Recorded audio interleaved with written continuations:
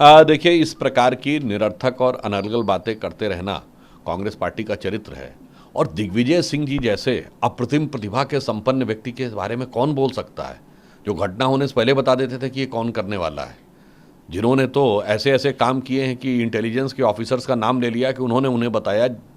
यदि वो जीवित होते तो आज शायद उनको कोर्ट मार्शल का सामना करना पड़ता कि सरकार के बाहर के व्यक्ति को वो कैसे बता रहे थे।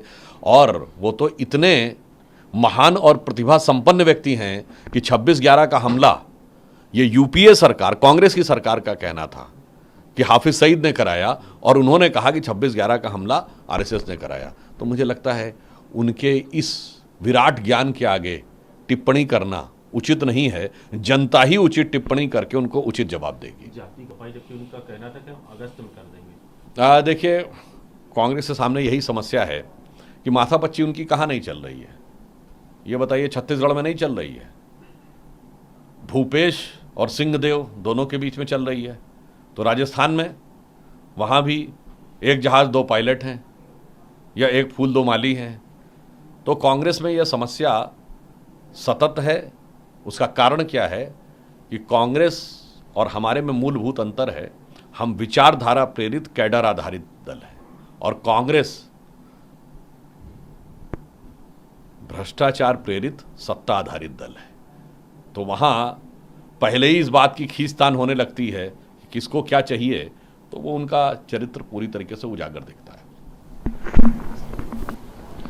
सर, बिहार में जिस तरह से जातिगत जनगणना हुई है, कांग्रेस का भी कहना है कि जिन राज्यों में उनकी सरकार है या मध्य प्रदेश में भी आ सकती है, तो हम जातिगत जनगणना यहाँ पर भी करवाएं। बिहार की जातिगत जनगणना पर जन सामान्य तो छोड़िए, जदयू के ही सांसदों ने और पदाधिकारियों ने प्रश्न उठाने शुरू कर दिए हैं कि साहब हमारे समुदाय की संख्या उचित नहीं है, अन्य। और जहाँ तक कांग्रेस पार्टी की बात है, तो मैं पूछना चाहता हूँ, जातिगत जनगणना रोकी किसने थी? ब्रिटिश काल में जातिगत जनगणना होती थी और 1931 आखिरी जनगणना है जो जातिगत आधार पर हुई।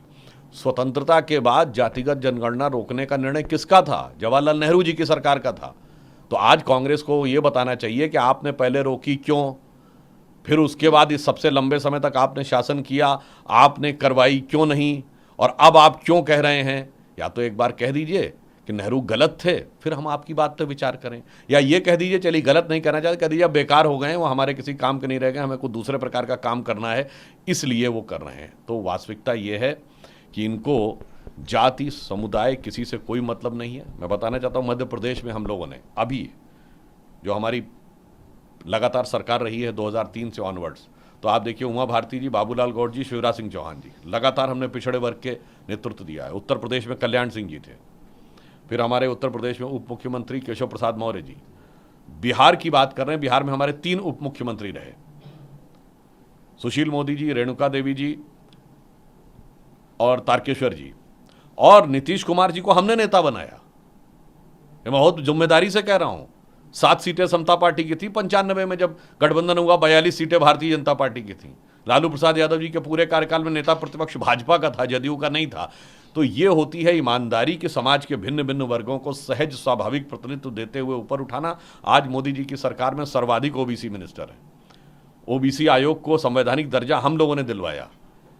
और तब राहुल गांधी जी अप्रतिम बुद्धिमान व्यक्ति हैं, वो पूछ रहे हैं कि सेक्रेटरीज में इतने ओबीसी हैं।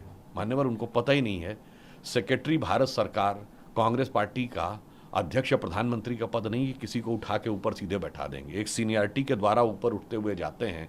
और अभी स्थिति यह है कि 1992 बैच वाले ही लोग सेक्रेटरी में इनपैनल्ड हो पाए हैं, जबकि मंडल लागू हुआ 1995 वाले बैच से।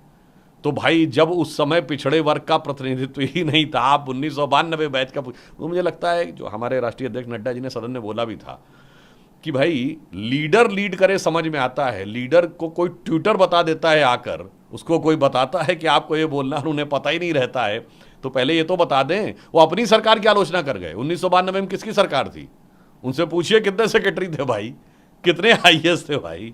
इसीलिए मैं कह रहा हूँ, जोशो जुनून में भारत के ये चिर युवा, चिर व्याकुल नेता, जो चिर व्यथित भी रहते हैं, चिर कुपित भी रहते हैं, और मुझे लगता है अपने कारगुजारियों के द्वारा अपनी पार्टी का नुकसान अधिक करते हैं। ऐसा ही कुछ कुछ इस जाति के मामले पर भी वो कर रहे हैं।